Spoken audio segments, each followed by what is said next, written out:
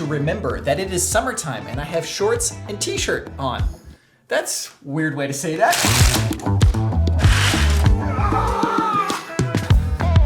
Today, we will be rendering the public release of the Japan train trip episode. This episode was filmed in early September of 2023, which is almost a year ago now. What that means is we are very nearly through our backlog, because now I'm working on the Colorado road trip, which we did in June of 2023. So it has been over a year since that video has been filmed. It is going to feel so good to finally have these off of my plate. We have slowly but surely been working our way through these. And I'll tell you one thing, I have been getting really good sleep lately. Going to bed around the same time, getting up around the same time. When you do that for a consistent enough schedule, and it doesn't even need to be that long. For me, it's like, if I can do that just for like 4 days, I wake up with the energy to do things and the desire to do things. I think that's more important. I mean, they go hand in hand, but having the energy is not enough. You also have to have the desire to do it. When you have those two firing on both cylinders, you can just really get things done. Actually, you know, getting things done is not what I'm trying to say. I'm trying to say you can really get into the things that you want to do. It doesn't have to be like productive things like, oh, I'm doing work or whatever. It's whatever you want to do. Just like really get into that video game you want to play. Really enjoy the outdoors, whatever it happens to be. It sounds kind of dumb, but when I feel really good, I want to do the things that I want to do. You know what I mean? Maybe not. Let's get to work. Although one thing, it is Wednesday and I have not showered since Sunday and I have flown on a plane since then. But there's no time for that now, the computer's starting.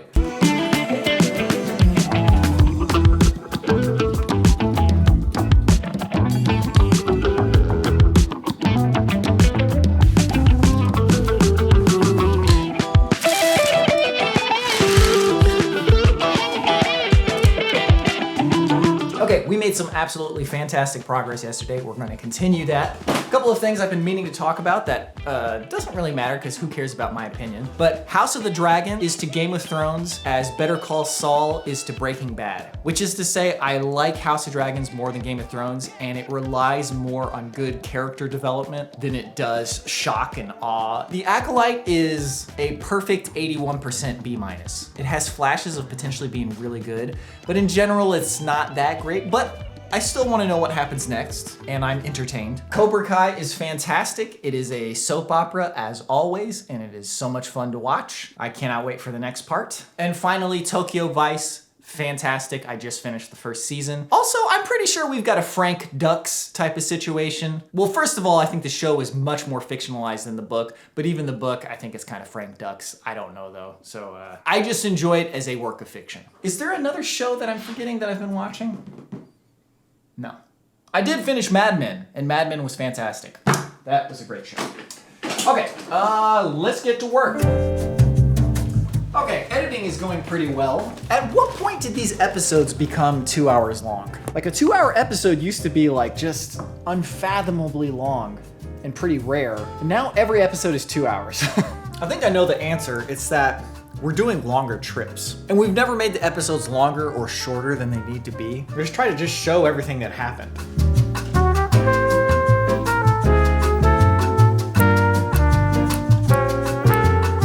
The funny thing is, we've only really ever done what comes natural. In fact, everything I've done well in my life is just stuff that I would kind of naturally do. I, of course, refine it and I get good at what I'm doing. But it's not like I'm trying to do something that I'm weak at. I do stuff that I have a natural tendency towards. You will never get anywhere trying to play to your weaknesses. You gotta play to your strengths. Focus and hone in on your strengths and make those great. To use a video game analogy, if you want to make a really great character in life, just pick the stat that they're best at and put all of your skill points into that. I suppose it depends on what your baseline is and some of the other stuff, because you want to be semi-well-rounded. But personally, the things I find most interesting are things where people really focused in on something that they're good at, and they really like just hammered in on it. And speaking of doing things that I just kind of find natural, I always thought at some point that I would have to give up some of the things that I love. Like I thought, oh yeah, at some point I gotta stop playing video games. If anything, I should have played more video games, and then I could have been like a video game streamer. I think the thing that was always frustrating about video games in particular is that I never saw the issue with it. It's not so much now, but there was a time where video games were just kind of thought of like this like degenerate thing, and you're a loser and you're wasting your time. And I just never really understood that. Not only because they were fun, but because they had so much artistic value. And there's always a vague sense of, yeah, this is like something I'll have to give up at some point. And that's clearly not the case. And I'm glad I never gave them up. But I guess what I'm saying is have some conviction in the things that this things you believe.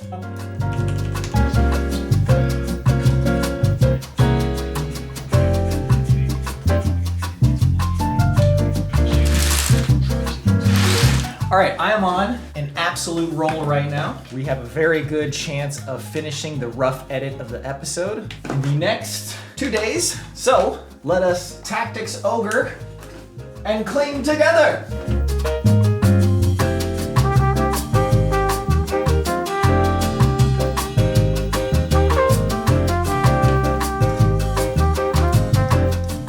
This will not stand. We cannot have this monitor looking all greasy. Even though I hardly use this computer anymore, my mom uses it frequently. This has also made me realize something, and I think this would be instructive and helpful for anyone who is a human being, okay? I will explain in a moment. Oh, looks good. Ugh!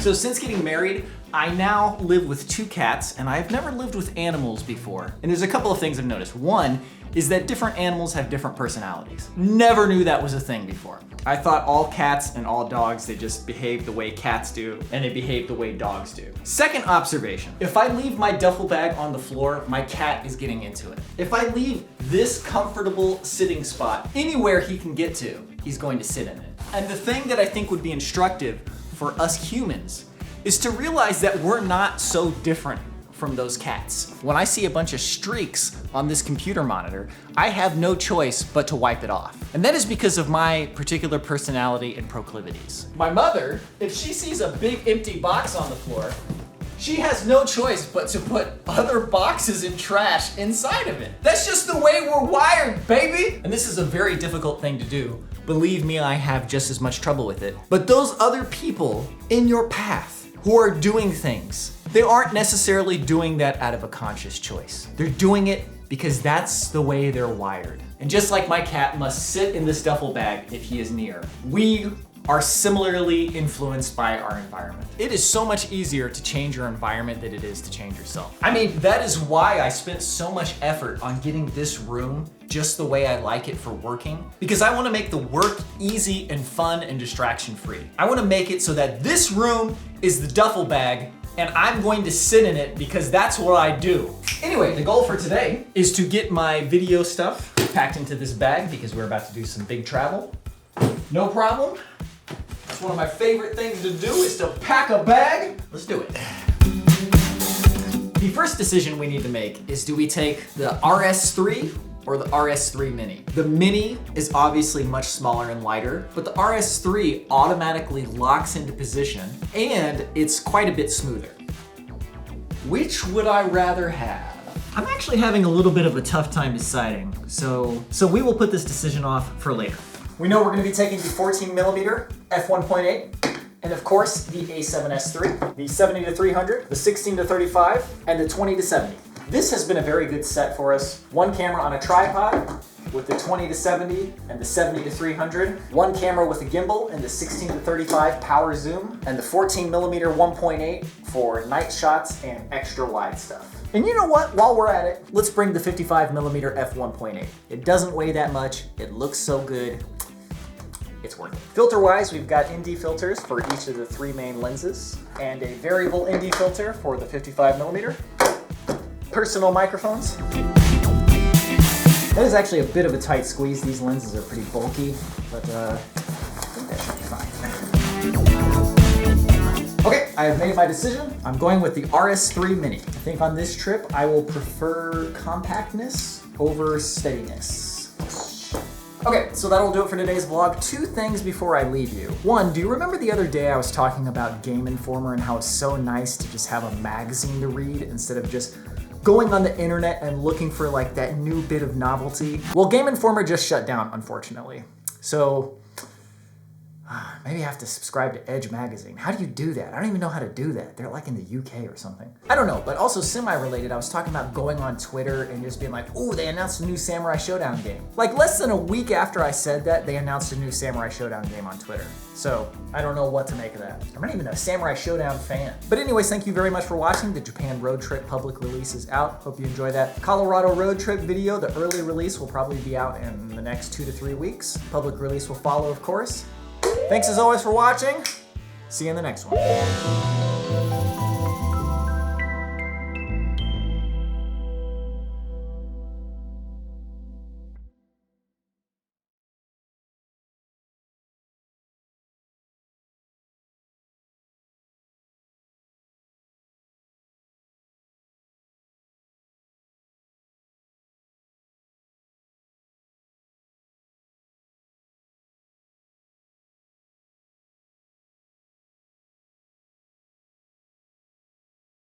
Weather is actually perfect in a way. It's too hot. I was feeling very lethargic. Oh, it's too hot. Okay. God, it's hot. We gotta get back to work.